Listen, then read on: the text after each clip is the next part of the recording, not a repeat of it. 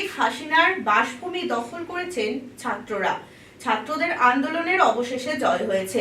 প্রধানমন্ত্রী পদত্যাগ করে দেশ ছেড়েছেন, কিন্তু এরপর থেকেই অন্য নানান ঘটনা উঠে আসছে সকলের সামনে। তা হলো বাংলাদেশের এমন অবনতি, বাংলাদেশের অর্থনৈতিক অবনতি শুরু হয়েছে ইতিমধ্যেই।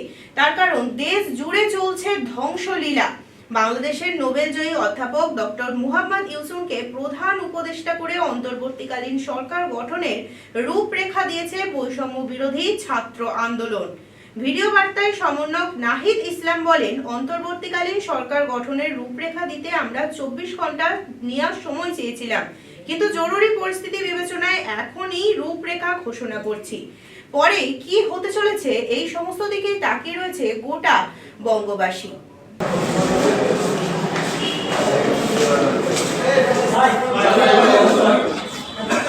আমি তোকে ম্যানেজ করছিলাম বড় ভাই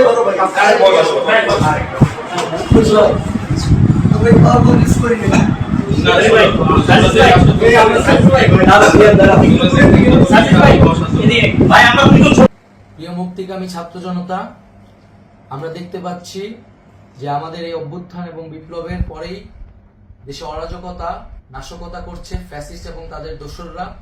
আমরা দেখতে পাচ্ছি যে বিভিন্ন জায়গায় এখন গোলাগুলি চলছে, মন্দিরে হামলা হচ্ছে এবং নাশকতা ও লুটপাট করছে। আমরা মনে করি আমাদের যে ছাত্র নাগরিকদের অভ্যুত্থান তাকে নস্যাৎ করার জন্যই পরিকল্পিতভাবে এই ধরনের ঘটনা হচ্ছে।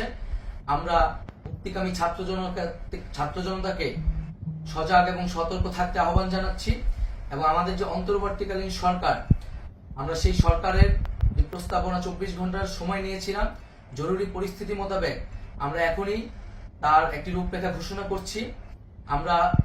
আমরা সিদ্ধান্ত নিয়েছি যে সর্বজন গ্রহণযোগ্য আন্তর্জাতিক খ্যাতিসম্পন্ন নোবেল পুরস্কার বিজয়ী ডক্টর মোহাম্মদ ইউনূসকে প্রধান উপদেষ্টা করে অন্তর্বর্তীকালীন সরকার গঠন করা হবে এবং ডক্টর মোহাম্মদ ইউনূসের সাথেও আমাদের কথা হয়েছে।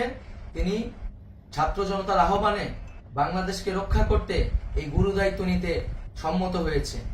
আমরা সকালের মধ্যেই আমরা এই সরকার গঠনের প্রক্রিয়া দেখতে চাই। রাষ্ট্রপতির কাছে আহ্বান থাকবে যে দ্রুত সময়ের মধ্যে ডক্টর মোহাম্মদ ইউনূসকে প্রধান উপদেষ্টা করে অন্তর্বর্তীকালীন সরকার গঠন করা হোক এবং এই অন্তর্বর্তীকালীন সরকারের বাকি সদস্যদের নামও আমরা সকালের মধ্যে ঘোষণা করব। প্রিয় বন্ধুগণ, দেশে যে অরাজকতা চলছে, মানুষের জীবনের নিরাপত্তাহীনতা চলছে, সেজন্য আমরা রাষ্ট্রপতির কাছে আহ্বান জানাচ্ছি দেশে আইন শৃঙ্খলা পরিবেশ ফিরিয়ে আনার জন্য দ্রুত সময়ের মধ্যে কার্যকর ব্যবস্থা নিতে হবে এবং আইন শৃঙ্খলা বাহিনীকে সহযোগিতা করার জন্য মুক্তিকামী ছাত্র জনতাও রাজপথে থাকবে এবং অন্তর্বর্তীকালীন সরকার গঠন না হওয়া পর্যন্ত মুক্তিকামী ছাত্র জনতাকে রাজপথে থেকে তাদের যে অভ্যুত্থান, সেই অভ্যুত্থানকে রক্ষা করতে হবে। প্রিয় বন্ধুগণ, আমরা রক্ত দিয়েছি, শহীদ হয়েছি। আমাদের যে প্রতিশ্রুতি একটি নতুন বাংলাদেশ গঠন করার জন্য, সেটিকে আমাদের অবশ্যই বাস্তবায়ন করতে হবে এবং অবশ্যই ছাত্র জনতার প্রস্তাবিত সরকার বাদে কোনো ধরনের সরকার কিন্তু মেনে নেওয়া হবে না। আমরা বলেছি কোনো ধরনের সেনা শাসিত সরকার অথবা সেনা সমর্থিত সরকার অথবা এই ফ্যাসিস্টদের দোসরদের কোনো বি টিম সরকার কিন্তু আমরা মেনে নেব না। কোনো গণবিরোধী সরকারকে মেনে নেওয়া হবে না। ছাত্র জনতার অভ্যুত্থানকারী যে প্রস্তাবিত সরকার, অন্তর্বর্তীকালীন সরকার, যেটা আমরা সিদ্ধান্ত উপনীত হয়েছি ডক্টর মোহাম্মদ ইউনূসকে প্রধান উপদেষ্টা করে এই সরকার গঠন করা হবে, সেই সরকারকেই বাস্তবায়ন করতে হবে অবিলম্বে। আগামীকাল সকাল থেকে সকলকে আহ্বান জানাচ্ছি রাজপথে থাকার জন্য এবং আমাদের যেই সাম্প্রদায়িক সম্প্রীতি এবং রাষ্ট্রীয় সম্পদ রক্ষা কমিটির ঘোষণা হয়েছে বৈষম্য বিরোধী ছাত্র আন্দোলনের নেতৃত্বে, সকল পাড়ায় পাড়ায় এলাকায় এলাকায় সেই কমিটি পাহারায় থাকবে। আমাদের সংখ্যালঘু কমিউনিটিকে আমাদের রক্ষা করতে হবে, রাষ্ট্রীয় সম্পদ এবং এই দেশকে রক্ষা করতে হবে আমাদের।